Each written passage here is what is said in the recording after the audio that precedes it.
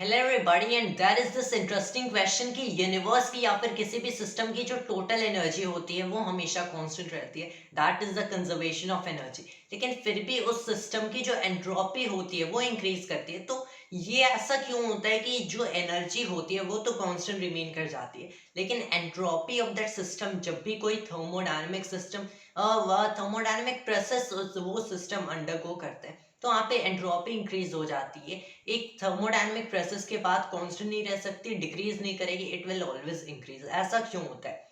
So you have to understand first thing, energy तो obviously ये हमेशा कांस्टेंट रहेगी as the universe. Conservation of energy obviously time symmetry की वजह से आती है, that laws of physics are always the same, that is the time symmetry of this universe, जो कि समहाउ कंजर्वेशन ऑफ एनर्जी को लीड करता है। एंट्रोपी अगर आप देखोगे so entropy somehow the measurement of the disorder of that system, कि कितना वो सिस्टम डिसऑर्डर्ड है। टेक दिस पर्टिकुलर एग्जांपल जो कि बहुत ही simple and usual common example है कि एक ब्लॉक स्लाइड कर रहा है with a given initial speed and कुछ डिस्टेंस ट्रैवल करने के बाद वो फ्रिक्शन की वजह से डिसेलरेट करके जीरो स्पीड तक आ जाते हैं। when this process happens तो यहाँ पे भी जो total energy of the system होती है वो कांस्टेंट रहती है। By if you are trying to add the internal energies of the system, मतलब अगर आप initial internal plus initial kinetic करोगे, final internal energy plus final kinetic energy आएगी।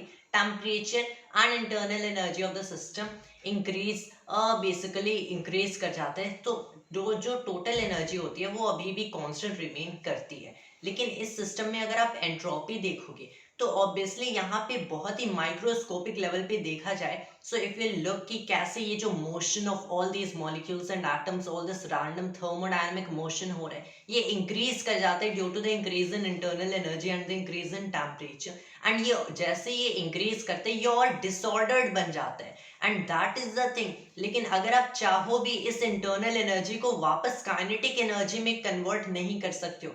दैट इज द थिंग कि ये एक वन डायरेक्शन प्रोसेस है, it is an irreversible process.